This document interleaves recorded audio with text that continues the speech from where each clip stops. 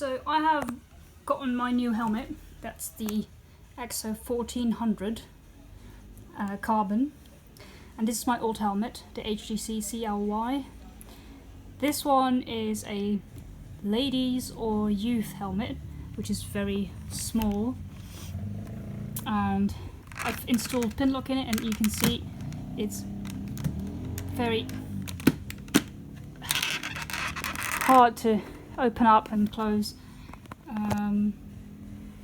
It did the job for a reasonable amount of time. It weighs 1,350 grams. You can see it's a size 51.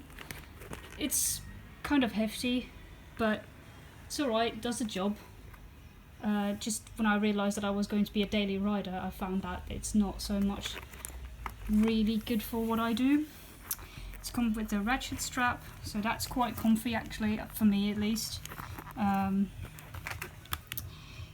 It's EC rated.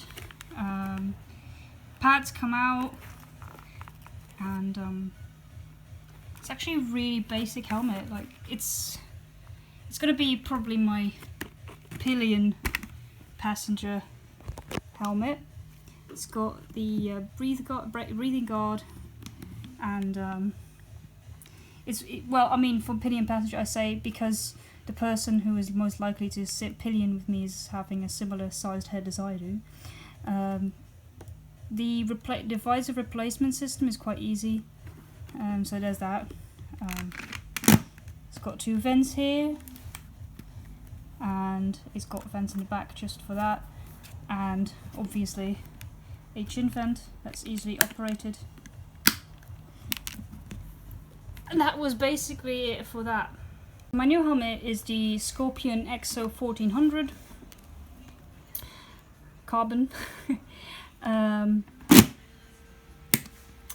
I've yet to figure out if this is open or this is open. I don't know yet. I will figure it out. I've already put the Dojo sticker on the back because I'm just like that. It weighs 1,280 grams as opposed to the 1,350 of that one, so this one is actually lighter, despite being larger. You can see that this helmet is quite a bit larger because this is an adult sized helmet. My head is super tiny, which is why I went with the kids helmet first. It's a polycarbonate. It's decent. Does the job, as I said. That is an adult helmet. It's bigger, yet lighter. So that's really cool. It's the actual carbon air one, so it's got the airfit system, which you will see here. Which means that behind the chin curtain is that red button, meaning I can pump up the cheek pads. You can see the emergency cheek pads coming out here. So this visor goes up a little smoother and down a little bit smoother than the HJC one does. I do have to pull this lid up, and then it opens up quite lightly. I don't have to wrestle it as much. I can do this with one hand, as you can see. I don't have to wrestle it like the HJC one I had to wrestle with. It did come with a pinlock, and one of the best features for me, the sunvisor. So that, I just used it on my trip back home from the store, and it makes a world of difference. It's so much lighter, and I actually get to see more without having to squint my eyes, and I don't have to install a separate pinlock for it. This helmet also came with a black visor. It's they call it a racing visor. I don't know how black it really is, but I'm actually thinking of a mirrored blue visor. I know they're not technically road legal, but I have to say that after riding for quite a while, I have seen so many motorcyclists with mirrored visors, and I haven't seen a single police officer question it. So here is the black visor. It's not that black actually, but it looks a little bit darker. So I mean, it's pinlock ready. I could install it.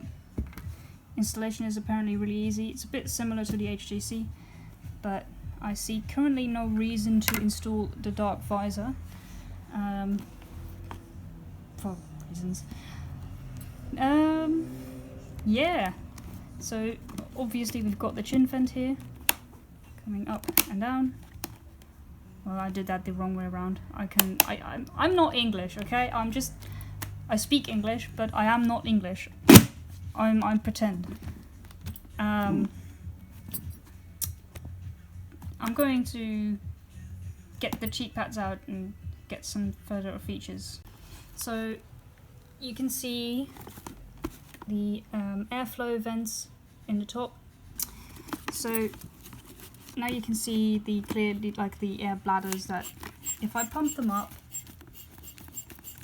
you can see that the cheek pads will be on top of that, and then it just forms better to your face.